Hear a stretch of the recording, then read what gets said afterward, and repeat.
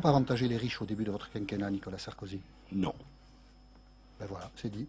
Bouclier fiscal, allègement des droits de succession, c'est le reproche qui vous est fait depuis 5 ans. J'ai appris, c'est vrai, les progressions considérables des rémunérations des patrons du CAC 40. Comment l'accepter? 2 millions d'euros. Quel taux d'imposition alors? Et donc j'ai considéré, et j'en fais ici l'annonce, que pour au-dessus de 1 million d'euros par mois, eh bien, le taux d'imposition devrait être de 75%. Le but en France, c'est pas d'avoir moins de riches, c'est d'avoir moins de pauvres. C'est ça le but. Et s'il n'y a plus personne qui a de l'argent ou des moyens, qui peut investir en France, qu'est-ce qui va se passer? Il faut penser à cela.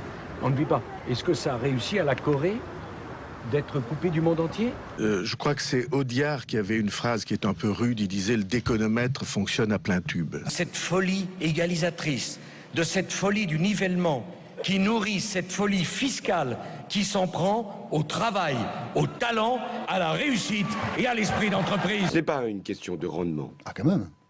Ce sera 200 à 300 millions d'euros, je vous réponds.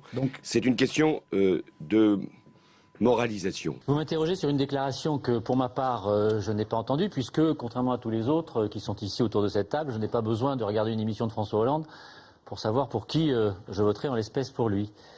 Donc je ne sais trop que vous dire. Ça veut dire quoi? Que vous ne nous le confirmez pas? Que vous n'étiez pas au courant? Ou que c'est encore en débat? Non, mais Bon, je sens qu'on va passer une bonne soirée, enfin surtout moi. Tout ça donne une impression d'improvisation, de précipitation, et pour tout dire d'amateurisme, qui est assez consternante. J'avais depuis longtemps cette idée. Face à des rémunérations qui peuvent être excessives, parfois même indécentes, c'est un signal qui est envoyé. C'est pas de la politique, ça, c'est un coup médiatique en réalité. Bon, ce qu'il faut. La mesure vous paraît pas bonne? Non, elle me paraît complètement absurde et idéologique. Ce sont des attrapes couillons. Des attrapes couillons.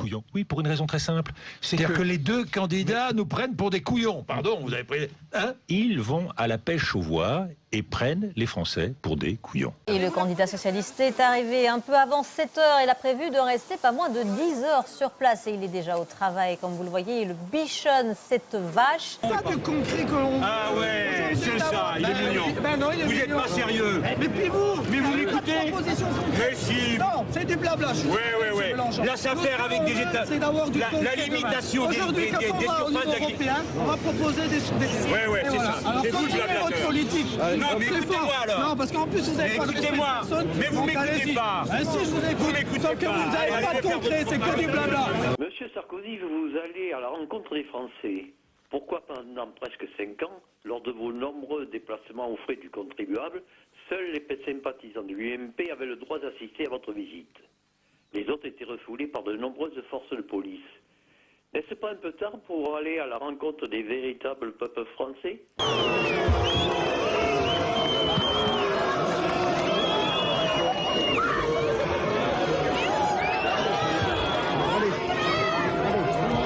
On ne fait pas de la politique avec de la violence, c'est bien évidemment détestable. Pour autant, qui sème le vent récolte la tempête. Je comprends, M. Hollande a annoncé l'épuration, s'il était élu.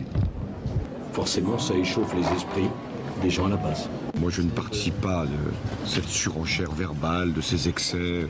Et le candidat sortant qui sort déjà d'un quinquennat de l'excès devrait faire une campagne qui ne soit pas celle de l'excès. Je pense qu'une campagne électorale présidentielle, ça doit pas être ça. Ça doit pas être ces combats de coq qui s'interpellent et s'injurient en même temps. Je ne participe pas à cette dérive-là.